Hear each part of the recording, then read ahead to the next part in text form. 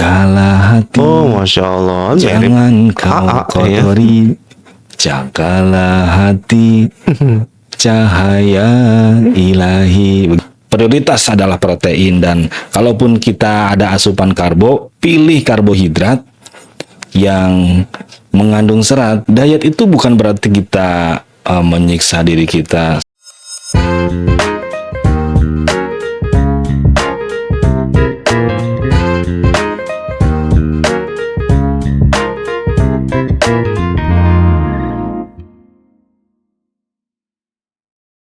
Assalamualaikum warahmatullahi wabarakatuh. Kembali lagi bersama kita di PID Media.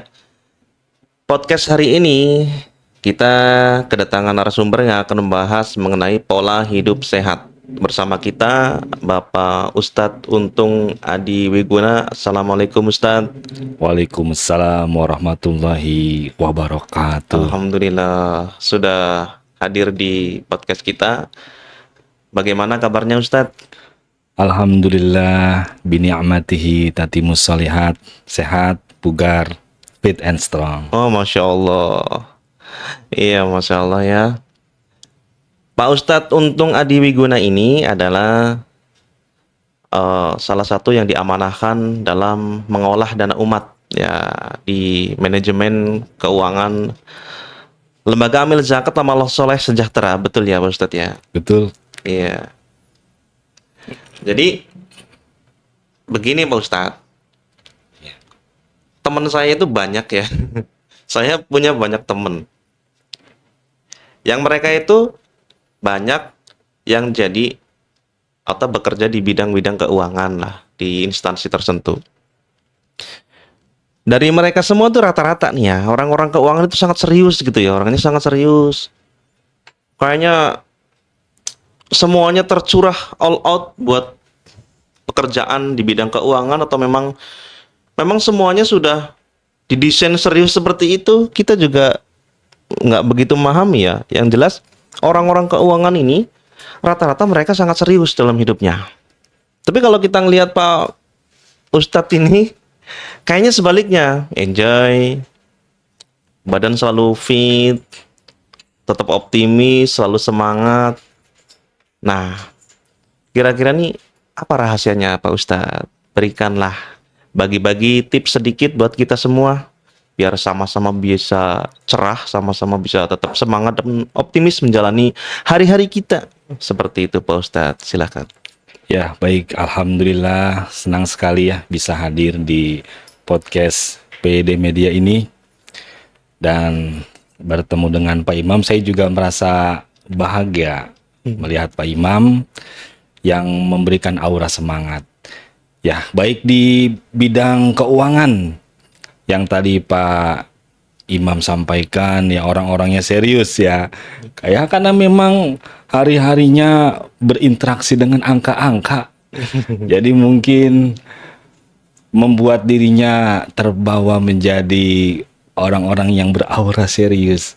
Tetapi horor ya. Horor ya. Angka-angka itu horor atau bagaimana? angka itu membuat wajahnya itu terlihat seperti serius ya, tapi sejatinya dalam kehidupan ini ada sisi-sisi kita sebagai manusia ya harus bisa menempatkan bagaimana kita bersikap. Ya, ada waktu-waktunya serius, ada waktu-waktunya kita menjadi manusia yang berjiwa sosial, yang penuh dengan humoris, penuh dengan aura semangat ya.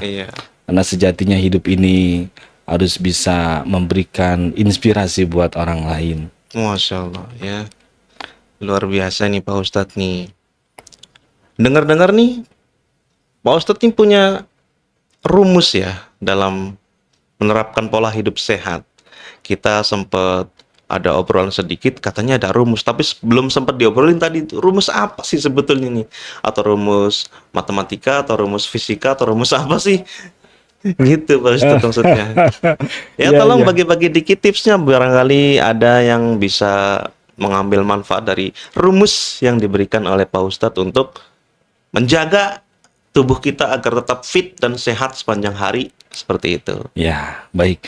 Jadi senang sekali ya bisa sharing ya, berbagi tentang tips-tips kesehatan yang tentu ini sangat berkaitan dengan kehidupan kita sehari-hari. Iya.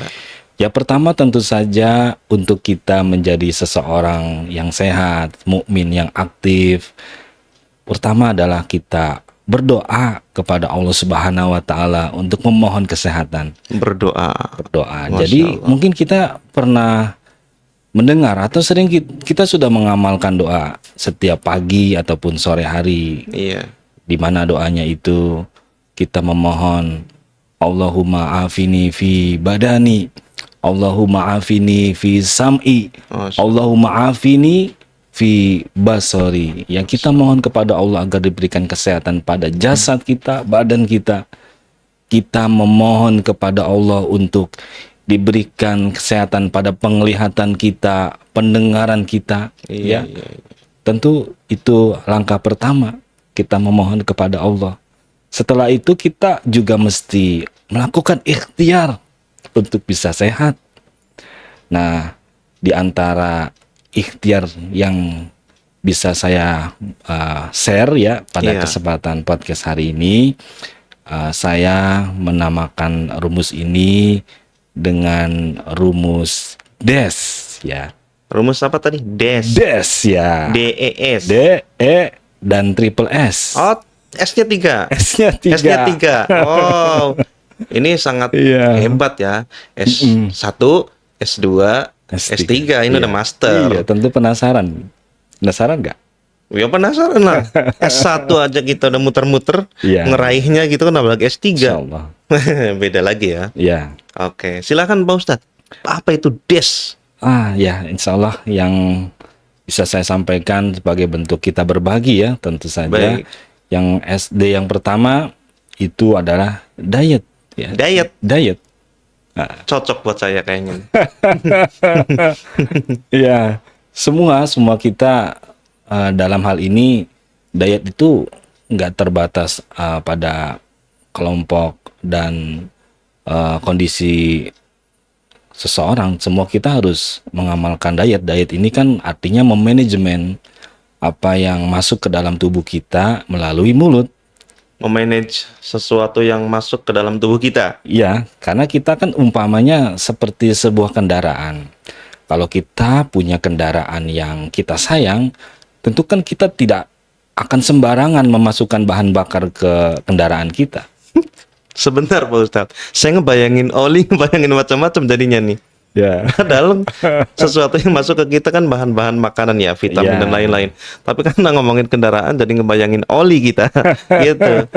Ya, Mohon ya. maaf. Ya lanjut Pak Ustadz. Ya, jadi umpama kita kendaraan tadi, kita kan juga untuk bisa beraktivitas, Iya. kita setiap harinya memberikan asupan makanan, ya, Iya, iya, dan iya. juga asupan minuman. Baik. Itu yang harus kita manajemen, gitu. Dan ini ada beberapa langkah sederhana, ya. Yang pertama kita harus memanajemen sumber dari apa yang kita makan, halal, haram. Setelah kita sudah beres di bab halal, maka selanjutnya adalah makanan itu bermanfaat atau tidak untuk tubuh kita. Nah itu. Ya kita ini Ya. warga negara RI ya, Republik Indonesia, yang dari kecil dulu sudah begitu hobi dengan banyak makanan yang mengandung minyak, gorengan-gorengan, mie Ya. instan dan lain-lain. Iya. Salah satu favorit kita bahkan ya itu salah satunya mie instan, gorengan, apalagi bentar lagi puasa, Iya. takjil di mana-mana, Iya. gorengan, Bahkan ada sambal, istilah kurma Indonesia itu adalah gorengan. gorengan, gitu. Iya, iya. Lah bagaimana nih Pak Ustadz untuk meminimalisir atau mencegah makanan-makanan yang mungkin sebetulnya di dalam tubuh kita ini tidak terlalu diperlukan ya, Ya. gitu ya. Tapi kan berbicara itu butuh sebuah pemahaman Ya. dan tekad. yang Ya. kuat. Kalau enggak ya nggak mungkin terjadi lah diet itu. Iya. Gitu Jadi ya. memang dasar dari suatu tindakan yang bisa konsisten itu adalah pemahaman, ya. Jadi kita harus memahami sebenarnya dari beberapa sumber makanan, mana yang prioritas di tubuh yang dibutuhkan oleh tubuh kita. Iya, betul. Ya, tubuh kita ini terdiri dari banyak sel-sel yang harus setiap harinya itu diperbaharui. Dan untuk memperbaharui sel-sel tubuh kita kan tentu saja yang kita butuhkan adalah protein, ya, Protein. protein. Iya, baik. Nah, ini masalahnya kan terkadang ada stigma bahwa yang namanya protein itu mahal, ya, yang kadang-kadang tidak terjangkau, padahal kita bisa memilih protein-protein yang terjangkau, terutama kan seperti kita lah, ya, para hamil di lembaga amil zakat kan tentu harus bisa pintar-pintar memilih sesuai budget. Nah, jadi kita bisa memilih telur, tempe, tahu yang mungkin masih bisa terjangkau oleh kita. Gitu. Ya, di samping itu mungkin setahun sekali kita bisa menikmati sajian daging dari hewan berkaki 4 ya. Seperti itu. Jadi ya prioritas adalah protein, dan kalaupun kita ada asupan karbo, pilih karbohidrat yang mengandung serat ya. Yang Jadi mengandung tidak serat, ya. ya mengandung serat. Jadi tidak membuat gula darah kita melonjak cepat dan tinggi. Karena kalau kita mengkonsumsi karbohidrat berserat, Mm-mm. itu membuat indeks glikemiknya itu tidak membuat gula darah kita cepat naik. Seperti itu. Masya Allah ya. Tapi gini Ustadz, kalau berbicara diet nih, diet ini kan bagi sebagian orang, sebagian dari kita semua termasuk saya sendiri juga, memahami tentang diet itu kan kadang ekstrim, nggak makan sama sekali, atau bagaimana. Diet yang paling bisa dikejar oleh kita tanpa mengurangi porsi makan itu ada nggak sih? Oh iya, tentu saja diet itu bukan berarti kita menyiksa diri kita sehingga kita dalam kondisi Menyiksa. yang kelaparan Oh, dan Masya Allah. berat untuk kita mengamalkannya ya. Iya. Tinggal kita bagaimana pertama memilih sumber prioritas protein, kedua juga memilih dari setiap bahan makanan yang alami, yang dikupas bukan dikemas, Iya. yang tidak ada barcode-nya, yang bisa kita dapatkan sehari-hari dengan mudah tentu saja. Iya. Dan tentu saja kita harus mengatur jendela makan kita ya. Jadi Iya, baik. tidak terus-terusan kita makan semaunya kita. Masya Allah. Jadi misalkan ya kalau kita untuk mempermudah ya kita tinggal pilih. Kita mau sarapan tapi nanti malamnya tidak makan, atau kita mungkin bisa memulai makan di jam makan siang, nanti termakan terakhir itu menjelang maghrib. Jadi kita mempersempit waktu jendela makan kita supaya tidak terjadinya penumpukan lemak pada tubuh kita. Tapi kembali lagi, sekali lagi itu tergantung tekad Ya. dan keilmuan itu sendiri mengenai diet ya. Ya, karena dengan tekad kan kita ingin hari-hari kita itu sehat ya, makanya dalam Islam sederhana urusan diet ini ya, kita rutin puasa Senin Kemis, puasa Daud, puasa Puasa Ayyamul Bid ya, atau sebentar lagi kita akan melaksanakan puasa Ramadan. Itu sudah merupakan rumus sehat yang paling mujarab yang sudah Allah berikan kuncinya kepada kita, tinggal kita mengamalkannya. Ya, baik. Ini luar biasa ya. Jadi dalam konsep D yang pertama dari Pak Ustadz Untung ini, diet, Ya, ini banyak yang harus kita ilmui mengenai asupan-asupan makanan yang masuk ke dalam tubuh kita. ya, Tentunya dengan keilmuan mengenai diet itu sendiri, dan juga tekad dari kita sendiri untuk melaksanakan itu semua. iya. Nah, lalu yang kedua apa tadi? Ya. Apa itu E-nya, Pak Ustadz? Ini menarik. Yang kedua ini adalah exercise ya. Oh. Jadi tubuh kita ini didesain untuk tidak menjadi sedentary living atau mageran kalau bahasa anak sekarang. Males gerak. Malas gerak ya. Jadi Islam juga mengajarkan kita untuk menjadi pribadi yang aktif.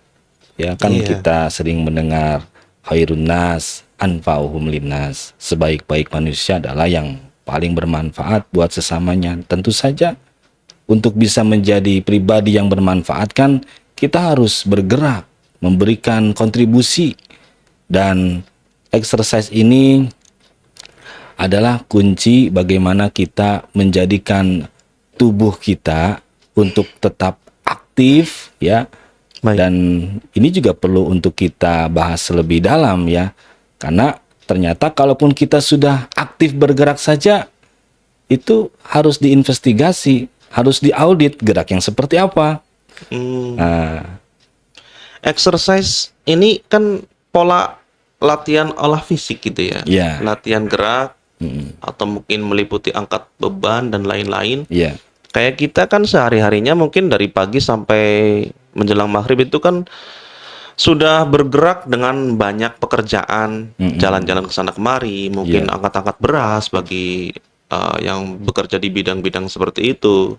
Apakah itu termasuk dengan kategori exercise yang dimaksud oleh Pak Ustadz itu sendiri atau bukan? Ya, ini sangat menarik ya. Jadi yang tadi Pak Imam sampaikan, aktivitas kita sehari-hari mungkin kita sudah lelah dengan aktivitas itu ya. Tapi ini kan dinamakan non-exercise thermogenetic. Non-exercise itu. Ya, non-exercise thermogenetic. Jadi dia memang aktivitas sehari-hari ya, tapi belum disebut sebagai exercise. Jadi harapannya kita dalam waktu 24 jam menyempatkan diri untuk melakukan olahraga pengencangan otot ya. Berarti Jadi- terstruktur dalam olah latihan fisik ini, Ya, terstruktur. Terstruktur ya. Terstruktur. dan konsisten. Konsisten, terorganisir. Jadi bagaimana kita harus memahami di usia setiap kita siapapun setelah menginjak usia 30 tahun ya, secara alamiah tubuh Iya. itu akan mengalami yang namanya penyusutan otot 1% Penyusutan selama otot. 1 tahun. 1% itu. 1% selama 1 tahun. Nanti dia akan mempengaruhi gerak ya, dan juga akan mempengaruhi eksplosif. Jadi kecepatan kita dalam beraktivitas juga akan Menurun, terpengaruh gitu. Makanya untuk mencegah daripada penyusutan otot ini atau sarkopenia, Iya. kita mesti serius untuk menyempatkan waktu melakukan latihan beban. Di samping tadi juga kita memenuhi kebutuhan protein. Seperti itu. Waduh, selain diet, latihan beban secara terstruktur. Ya. Nah, kayak misal saya nih, Pak Ustadz, saya Iya. sendiri nih ya, dalam aktivitas saya sehari-hari itu kan, ya paling enggak waktu yang sedikit longgar buat aktivitas konsisten dalam hal ya olahraga, olah fisik itu paling pada subuh itu pun hanya beberapa menit aja. Ya.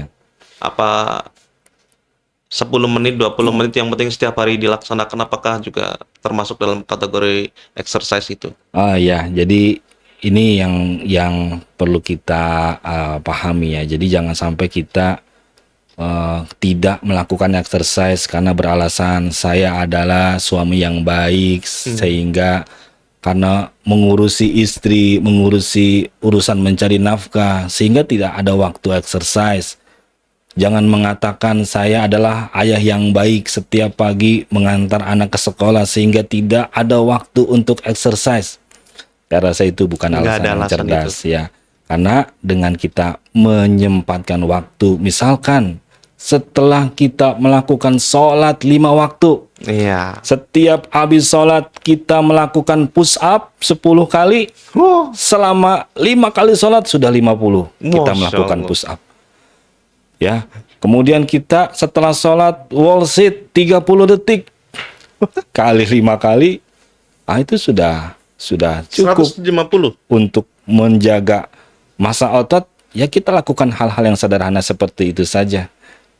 Jadi jangan sampai kita tidak sama sekali untuk melakukan latihan beban. Jadi jangan mengkonotasikan latihan beban itu harus ke gym, harus ke pusat bugaran ya. Kita dengan tubuh sendiri pun bisa. Ya, Stressing paling ringan. ya stretching, tapi nggak sebatasnya stretching atau peregangan ya. Tadi harus ada upaya kita untuk latihan beban dengan tubuh sendiri minimal, dengan push up, squat, lunges, Masya Allah. wall sit, banyak pilihannya yang bisa kita lakukan. Baik itu kita mengencangkan otot kaki, Iya. ya, atau otot bahu, otot tangan, dan lain sebagainya. Nah, ini Aduh. sangat menarik ya. Ini justru kita ngebayangin masa lalu yang mungkin atau Rasul dan para sahabat pernah lakukan gitu ya. Iya, Untuk Pak Ustadz sendiri aja, dari 2 huruf D sama E saja, saya udah mulai puyeng ini menerapkan dalam kesehariannya. Diet, exercise, secara struktur gitu kan. Ini bagaimana kalau kita ngebayangin dulu Nabi bagaimana, Ya. sahabat bagaimana, ototnya Sebenarnya- kuatnya bagaimana tuh. sebenarnya ini kan sudah menjadi teladan dari Nabi ya. Iya betul. Bagaimana dulu Nabi di usia menjelang usia wafatnya saja, beliau kondisi tubuhnya Masih bugar. masih bugar gitu. Kita selaku umatnya bagaimana? Ya harus bercermin kepada Nabi, harus Betul, bercermin kepada para sahabat, Betul. bahwa Pak mereka Ustadz. sudah memberikan teladan hidup untuk menjaga fisik agar bisa tetap aktif beribadah dan melayani umat. Baik. Ini patut kita contoh ya aktivitas Muslim pada hari ini yang mungkin kita lihat di beberapa hal justru umat Islam meninggalkan banyak kekuatan-kekuatan melalui olahraga dan lain-lain. Tapi Ya. tidak dengan Pak Ustadz Untung Adiwiguna ini yang kita juga tidak melihat hanya 1 kali 2 kali saja. Kayaknya setiap kali ke kantor lembaga amil zakat ini selalu melihat Pak Ustadz itu lagi angkat Ya. beban, angkat barbel segala macam di sela-sela waktu Ya. istirahatnya gitu ya. Ya, kita harus menyempatkan waktu. Jadi memang setiap hari saya membiasakan diri sampai kantor lebih awal karena supaya ketika kita sebelum melakukan pekerjaan-pekerjaan rutin, kita sudah menyiapkan fisik kita ya Iya. dengan berolahraga. Dan saya mengajak kepada teman-teman semua nggak bosan-bosan untuk memberikan edukasi, memberikan ajakan untuk menjaga amanah dari Allah Subhanahu wa taala berupa fisik ini dengan ya tadi kita menyempatkan waktu berolahraga, exercise atau angkat beban. Luar biasa ya, Masya Allah. Mudah-mudahan saya pun bisa menerapkannya dalam Amin. keseharian saya dan mudah-mudahan bagi netizen semuanya Ya. demi menjaga pola hidup sehat. Iya, sehat. Nah, ini juga perlu digarisbawahi ya. Kita ingin ya dalam kondisi fisik kita itu bukan hanya sekedar sehat, tapi bagaimana kita ini pada tahapan tubuh kita tuh bugar. Bugar itu di atasnya sehat. Kalau kita bugar, suatu saat mungkin kita sedang lelah, sedang banyak pekerjaan, menguras tenaga, ya, menguras fisik kita. Ya mudah-mudahan kalaupun kita turun 1 level itu masih di level sehat. Iya. Ya, di bawahnya lagi kalau memang sudah benar-benar ngedrop barulah sakit. Ya, Iya. jadi kita punya spare gitu. Iya, Jadi jangan sampai ketika kita sehat kita puas pada titik itu. Masya Allah. Ya kita harus syukuri nikmat sehat, kita tingkatkan kepada level tubuh kita ini bugar, fit, and strong. Masya Allah ya. Baik Pak Ustadz, Insya Allah kedepannya kita juga akan Insya menerapkan Allah. ya seringan-ringannya diet, paling nggak ngurangin beberapa porsi makan dulu gitu kan. Puasa, Senin, Takutnya Kamis, pas ya. ketemu bulan Ramadan, biasanya kan kalau pagi-pagi pada puasa sampai sore, malamnya dendam semuanya tuh berbakul-bakul masuk ke Ya, badan gitu ini ya. yang perlu kita kendalikan ini. Kalau Pak Ustadz sendiri di bulan Ramadan biasanya olahraganya jam berapa? Ya, nah ini juga sangat menarik ya. Nanti Iya. kita memasuki Ramadan, harapannya aktivitas-aktivitas yang baik seperti exercise tadi itu bukan benar-benar libur selama 1 bulan ya. Kali libur gitu maksudnya, longgar dikit mau lebaran. Pengalaman yang sudah dilalui di bulan Ramadan sebelum-sebelumnya Iya. ya, itu tetap berolahraga ya. Di antaranya yang paling realistis itu menjelang maghrib. menjelang maghrib. Menjelang maghrib sekitar 5:30 atau jam 5 sore kita menyempatkan waktu untuk berolahraga. Kalau saya menambahkan porsi di pagi hari, latihan beban. Biasanya yang saya rasakan ketika kita pun berpuasa dengan melakukan latihan beban, Iya. itu insya Allah dengan izin Allah dan kekuatan dari Allah bisa sampai maghrib puasanya tanpa mengganggu aktivitas puasa.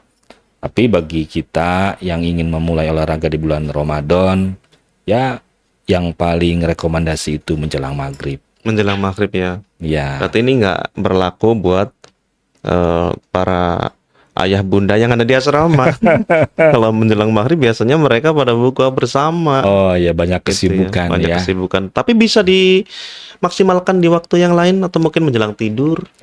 Ya, kalau menjelang tidur tentu semua ada konsekuensinya. Ada Ya, konsekuensi. konsekuensinya Contohnya apa, Pak Ustadz? ketika kita melakukan olahraga menjelang tidur tentu nanti kan pengaruhnya kepada hormon melatonin.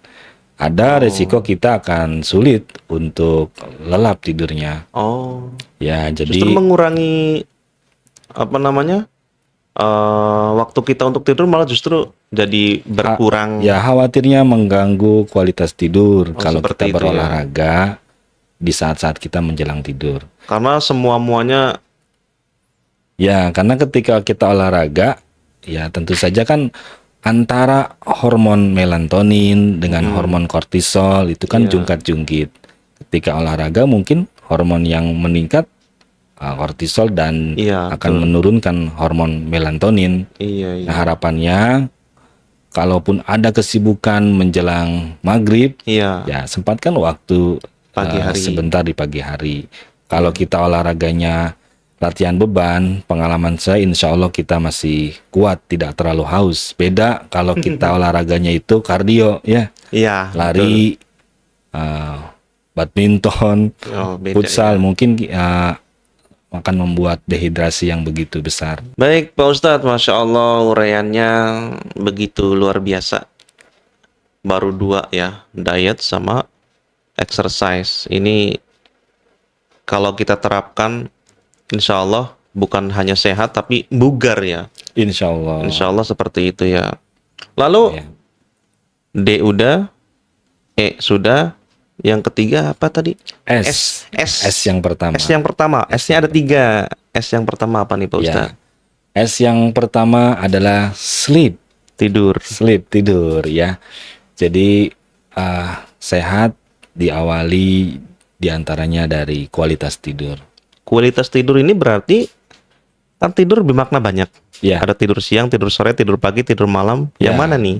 Ya tentu saja semua dari aktivitas tidur kita ya, baik Iya. di waktu malam ataupun tidur siang yang juga merupakan menjadi sunnah Rasul ya, Iya, iya betul. atau yang biasa kita sebut qailullah. Iya. Mm-mm.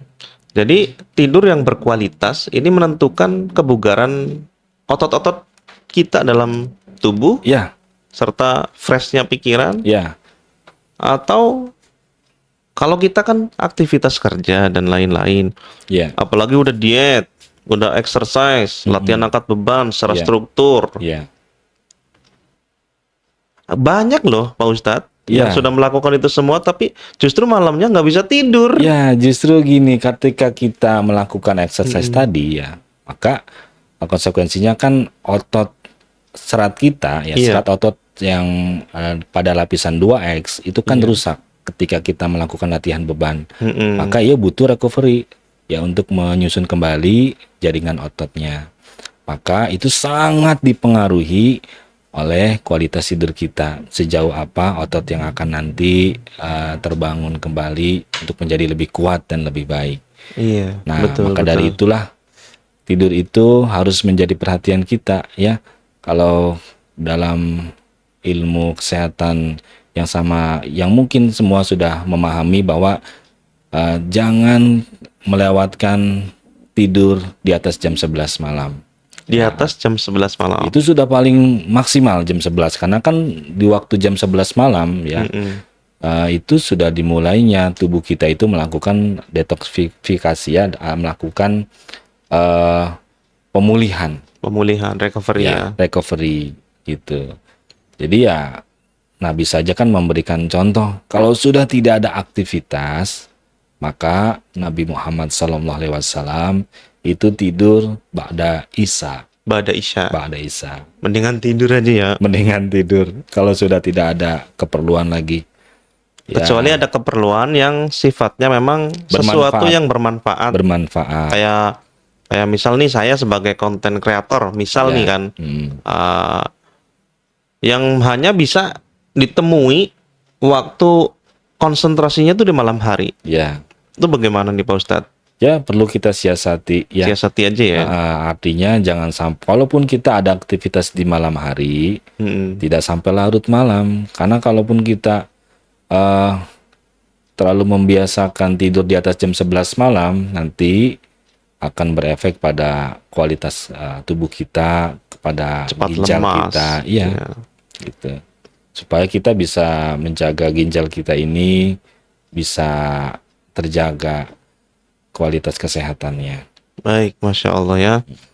Diet, sama exercise, sama sleep, Sleep ya, ya sleep. tidur yang berkualitas. Tidur berkualitas perlu diperhatikan ini ya kalau Sekedar tidur ya. bukan sekedar tidur.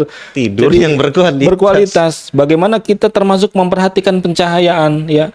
Jadi kalau tidur itu sebisa mungkin dalam kondisi gelap ya. Iya, Kondisi sejuk, jangan kepanasan, jangan kedinginan ya.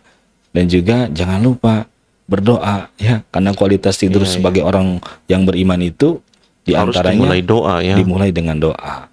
Zikir-zikir sebelum tidur itu amalkan. Bahkan kita melakukan sunnah bersiwak dan juga wudhu sebelum tidur. Masya Allah, itu Islam sudah mengaturnya. Iya. Ya, jadi sudah tinggal kita mengamalkan ya. Jadi Nabi tidur ba'da isya, Iya. sebelum tidur zikir, sebelum tidur bersiwak, sebelum tidur berwudu. Nah, kita sebagai umatnya mengamalkan tidak ya untuk mencapai tidur yang berkualitas. Iya. Selama ini sepertinya untuk saya pribadi kayaknya kurang. Jangan tidur Bukan sekadar tidak tapi tidur. kurang. Baik Pak Ustadz, Masya Allah ya. Ya, Tidur yang berkualitas ternyata juga kita yang merencanakan ya. Jadi direncanakan. tidak ada alasan untuk tidak tidur berkualitas. Iya. Sebetulnya kita semua ya nggak sibuk-sibuk amat sebenarnya ya. Yang bikin sibuk kan kita sendiri kan. Ya, coba kita berkaca kepada Nabi Muhammad. Peranan Iya. Nabi Muhammad itu selain sebagai nabi, beliau pemimpin negara, beliau kepala rumah tangga. Iya. Ya, Masih beliau bisa tidur berkualitas masih ya. bisa bertidur berkualitas. Kita siapa sampai kita merasa harus tidur selalu larut malam? Ya, Iya, tidur betul, Pak Ustadz. acak-acakan waktunya, kualitasnya tidak kita rencanakan dan tidak kita manajemen.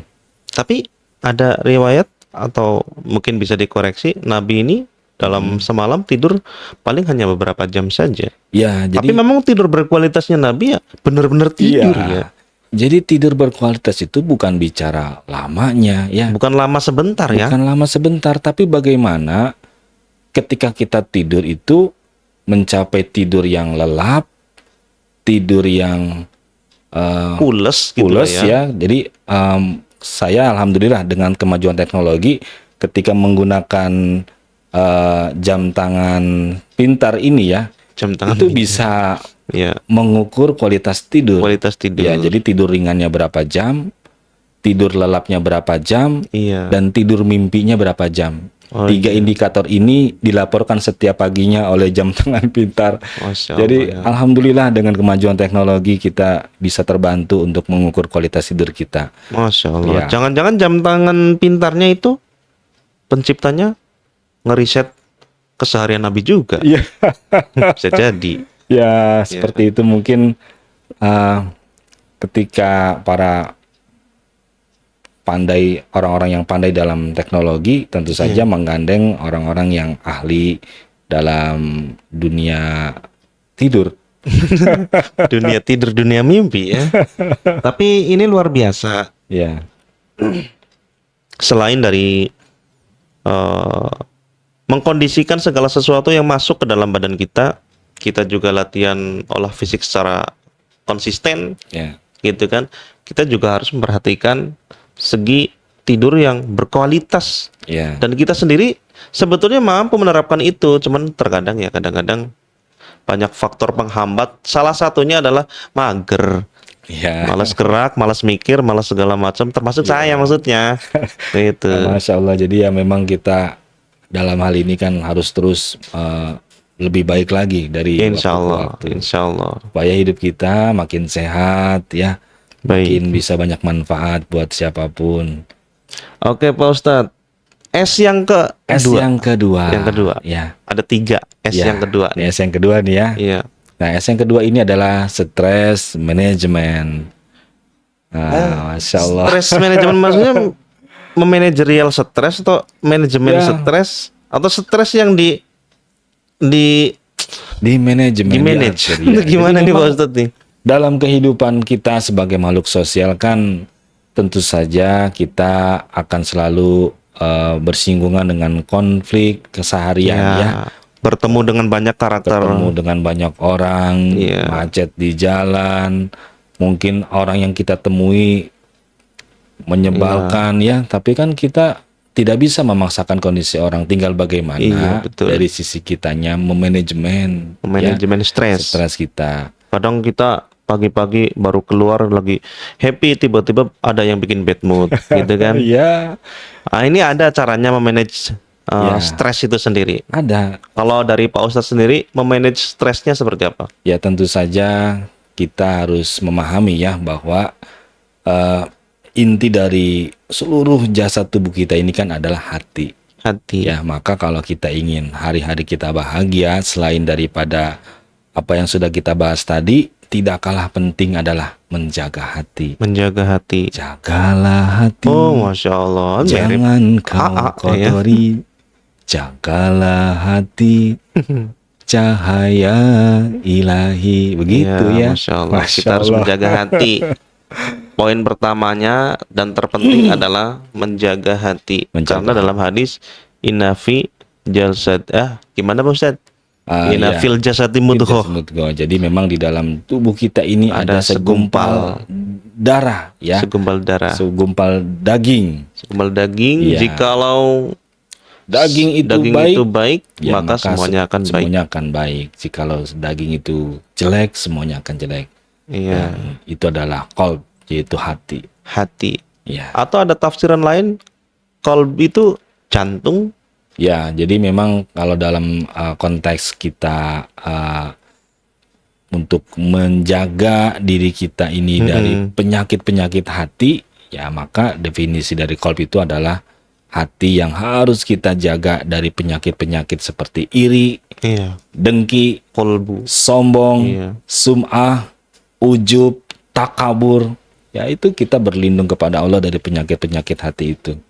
Masya Allah ya. Maka kan ada liriknya, masih ingat nggak Pak Imam? Apa tuh? Bila hati kian bersih, berpikir pun selalu jernih, semangat hidupkan gigi, prestasi mudah diraih. Masya Allah. Tapi bila hati busuk, pikiran jahat merasuk, Masya akhlak kian terpuruk, jadi makhluk terkutuk. Nah, kan seperti itu Iya, ya. Kita betul. diingatkan kembali oleh lagu yang fenomenal. Kita harus menjaga hati. Jagalah hati, ya.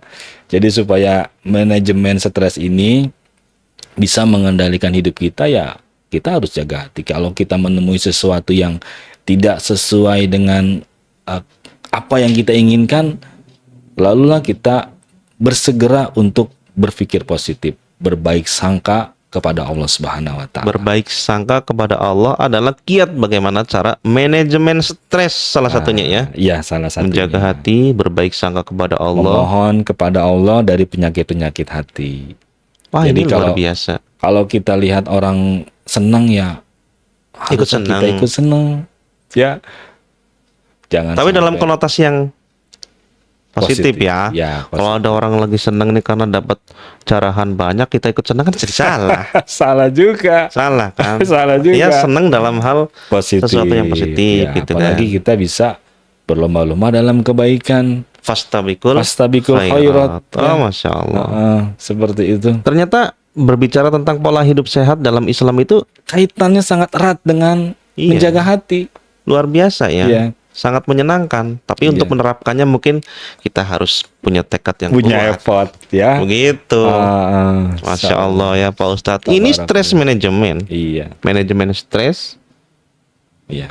Lalu S yang ketiga apa ini Pak Ustadz? Nah. S yang pertama sleep atau tidur yang berkualitas. Lalu S yang kedua Mm-mm. stress management. Iya. Nah, S yang ketiga apa lagi? Nah, S yang ketiga ya, kita sebagai pribadi itu kan juga menjadi makhluk sosial, maka S yang ketiga itu disebut social community. Social Ya, community. jadi kita bagaimana dalam hidup ini tuh harus selalu berinteraksi dengan orang lain, ya, memberikan manfaat. Apalagi kan kita sebagai amil di lembaga amil zakat Iya. kan banyak berinteraksi dengan banyak orang. Banyak Kita orang. berhubungan dengan para donatur, orang-orang yang baik. Kita juga berhubungan dengan para penerima manfaat. Ini Iya. sangat berpengaruh pada kesehatan kita. Iya. Berinteraksi dengan orang-orang baik itu sangat meningkatkan imun tubuh kita. Meningkatkan imun tuh. Meningkatkan imun. Melihat senyum anak-anak yatim saja yang ketemu dengan kita, tentu saja kan kita juga ikut merasa bahagia. Senang, Melihat damai. kaum duafa yang kita sampaikan penyaluran bantuan untuk mereka, mereka tersenyum. Kita Iya. juga ikut bahagia. Masya Melihat para donatur, orang-orang baik memberikan donasi, kita juga ikut bahagia. Iya.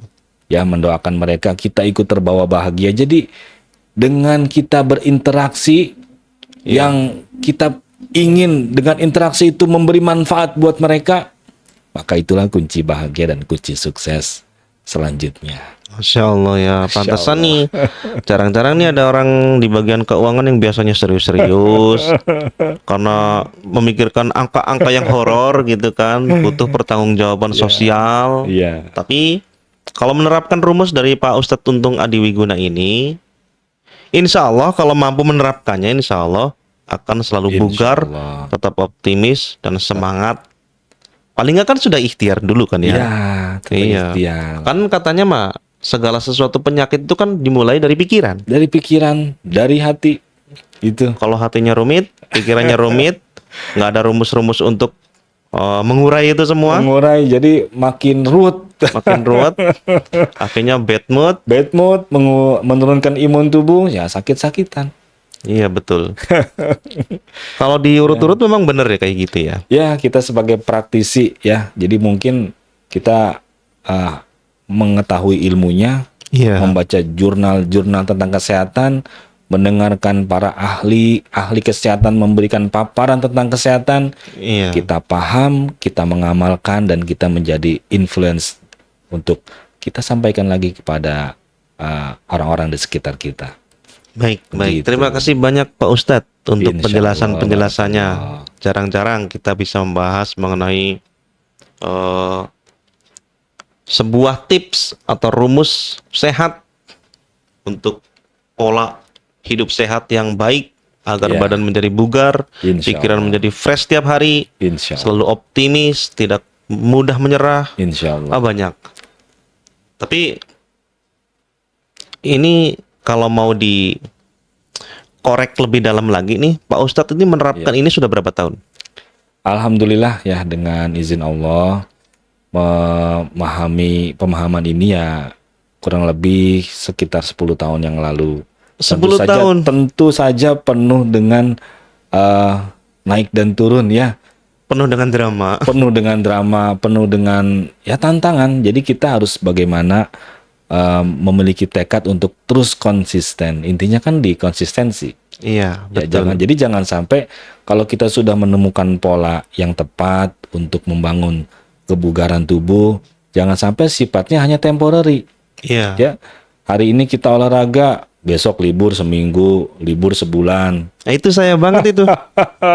Jadi bagaimana sedikit tapi konsisten. Ya, begitu pun juga dengan urusan tadi. Mau diet kah, mau exercise, mau urusan tidur, ya kita amalkan yang kita tahu sedikit demi sedikit tapi konsistensi. intinya hari ini harus lebih baik daripada hari kemarin. Berarti tidak harus DESSS-nya seluruhnya diterapkan dalam keseharian Ya, kita. tidak harus, Tidak kita harus ya. bertahap Saja ya. Ya, bertahap. Nah, kalau bertahap kayak begini mungkin saya mampu Pak Ustaz. Kalau sekaligus itu 5 Ya. loh. 5 tips itu ekstrim semua. Iya, Kalau jadi- buat orang yang belum punya iktikat yang kuat untuk menerapkan pola hidup sehat seperti itu berat sekali gitu Ya. maksudnya tuh. Jadi Gitu, ya Pak Ustadz. bertahap saja apa yang sudah kita pahami, kita tekadkan untuk kita amalkan. Mau mulai dari poin mana dulu Iya. ya? Oke, baik Pak Ustadz, terima kasih banyak untuk Insya Allah. uraiannya hari ini. Mudah-mudahan sehari-harinya amanah yang diberikan Allah kepada Pak Ustadz dalam mengelola dana Amin. umat ini tetap menjadi prioritas yang mengantarkan kepada amanah. Amin ya rabbal alamin. Dan mudah-mudahan bagi saya pribadi dan buat semua yang mendengar siaran hari ini juga bisa mengikuti pola hidup sehat yang mungkin sudah dipaparkan oleh Pak Ustadz untuk ini. Amin ya rabbal alamin. Tidak harus semuanya langsung diterapkan, tapi bertahap. Yang penting kan konsisten. Konsisten. Atau bahasa Islam itu istiqomah, Istiqomah, gitu ya. ya. Istiqomah dalam olahraga itu luar Ya. biasa. Ya tadi misalkan habis sholat kita push up 10 kali, tapi konsisten tuh setiap habis sholat push up setiap hari. Nanti makin lama tubuh akan beradaptasi, makin lama makin kuat, dan makin lama akan makin ketagihan ingin meningkatkan. Kalau hari ini 10, saya pengen 15, nanti meningkat lagi 20. Nah, lama-lama kita akan menjadi orang yang senang dengan exercise, senang dengan latihan beban. Baik. Jadi bulan puasa tidak menghalangi untuk kita menjaga pola hidup agar tetap sehat dan bugar. Ya, Betul Pak Ustadz ya. betul sekali. Dan mudah-mudahan setelah puasa juga kita tetap mampu menerapkan pola hidup yang sehat. Ya, Karena ternyata pola hidup sehat sudah diajarkan oleh Nabi dan para sahabat. ya. Dan kita mah hanya menciplak aja sebetulnya. Ya, tinggal kita mempelajari, kemudian kita melaksanakan dari yang sudah dicontohkan oleh Nabi dan para sahabat. Baik. Seperti itu. Baik Pak Ustadz, untung terima kasih banyak atas uraiannya. Dengan Mudah-mudahan senang hari-harinya dipenuhi dengan rahmat. Amin. Dan ya mudah-mudahan Rabbal kita Alamin. semuanya disehatkan. Amin. ya Dan juga Rabbal kita mohon Alamin. kepada Allah untuk senantiasa diwafatkan dalam keadaan husnul khotimah. Amin. Amin ya Rabbal Itu yang kita Alamin. inginkan. Jadi akan datang masanya ketika jasad ini berpisah dengan ruh. Kita ingin ketika perpisahan jasad kita dengan ruh, kita kembalikan jasad kita dalam keadaan yang baik. Karena hakikatnya Amin. jasad kita ini adalah amanah yang harus Amanah. kita jaga. Baik, terima kasih atas kehadirannya di studio kami. Mudah-mudahan senantiasa Allah jaga dan Amin. Allah sehatkan badannya Amin. ya untuk Rabbal kita semua. Dan mudah-mudahan siaran kali ini memberikan banyak manfaat untuk saya pribadi dan kepada semuanya, mudah-mudahan. Amin ya Rabbal Alamin. Mungkin pertemuan kali ini kita cukupkan dengan narasumber yang luar biasa pada hari ini. Terima kasih banyak Pak Ustadz Untung. Tabarakallah. Ya, untuk itu kita akan kembali kepada episode ketiga podcast di lain kesempatan dengan narasumber yang lain. Dari saya cukup sekian. Wassalamualaikum warahmatullahi wabarakatuh. Waalaikumsalam warahmatullahi wabarakatuh.